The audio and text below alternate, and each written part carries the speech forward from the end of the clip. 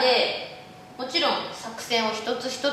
考えていくんですけれども、作戦を考えていく上でショットの選択っていうのが大事になってくるんですが、そのショットを考えるときにフェスレインという頭文字7つですね、このフェスレインをもとにショットの選択をしていきます。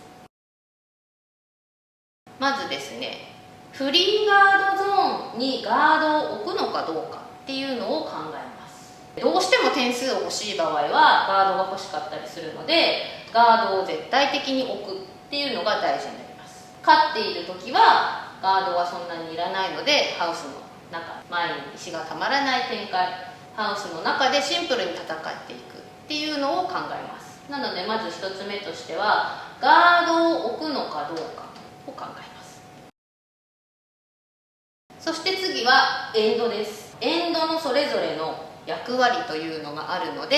エンドが今何エンド目なのかっていうのを意識しながらいきます。序盤だったらそんなにエンドのことは気にしなくてもいいので、割とその時できるショットを選んでいったりしますが、終盤に行くにつれてどうしてもこの8エンド目っていうのを意識していくので、じゃあその8エンド目をどういうふうにって考えた時に、エンドが今何エンド目なのか。例えば1エンド目、2エンド目、3エンド目で、じゃあ例えば4点ダウンだったとしても、絶対的にここで絶対に2点3点取らなきゃいけないっていう状況ではないので、序盤で3点差4点差ついてる時は普通の展開、後攻の時に2点取りたいよね、1点上げれる時は1点上げて次後攻で複数点取りたいよねっていうような考え方になります。同じ状況だとしてもエンドが何エンドなのかっていうのでショットの選択が変わってきます。これがエンド2つ目のエンドです。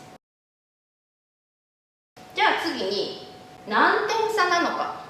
今言ったように序盤で2点差3点差ついている状況と終盤で2点差3点差ついている状況っていうのが全く状況が違います。絶対に追いつかなきゃいけないこの終盤、そこまで絶対的に追いつかなくてもまだ大丈夫だよねっていう序盤中盤っていうところでいくと、何点差なのかを常に意識しつつ、点差をいかに縮めていくのかっていうのを考えなきゃいけないので、点差を考えてどういうショットをするのかっていうのを決めていきます。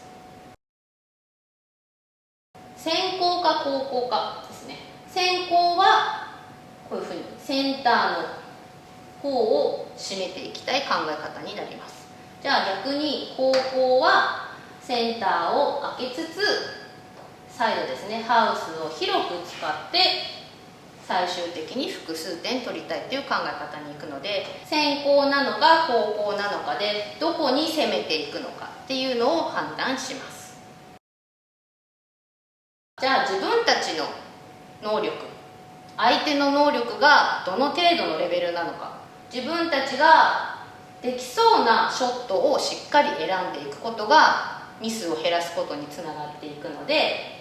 ちょっと難しそうなショットだなっていう時にどのショットを選ぶのか。自分たちとしてはそんなにあんまり上手じゃないんだなっていうのであれば、例えば本当は後ろを狙いたいけど前でもいいよなのか、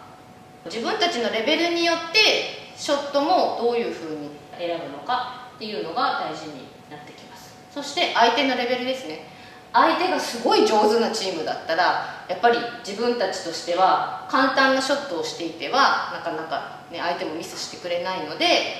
私たちも難しいショットを決めないとなかなかいい形にはならないなっていうふうにいかないといけないので、そこをどういうふうに考えるかですね。あともう一つは、相手が例えばテイクが好きなチームなのか、ドローが好きなチームなのか。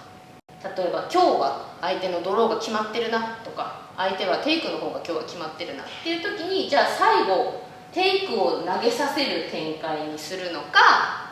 ドローを投げさせる展開にするのかっていうので、相手がなるべくミスするんじゃないかなっていうショットを選んだりします。ここで、自分たちのレベル、得意なショット、相手のレベル、相手の得意なショットっていうのを考えていきます。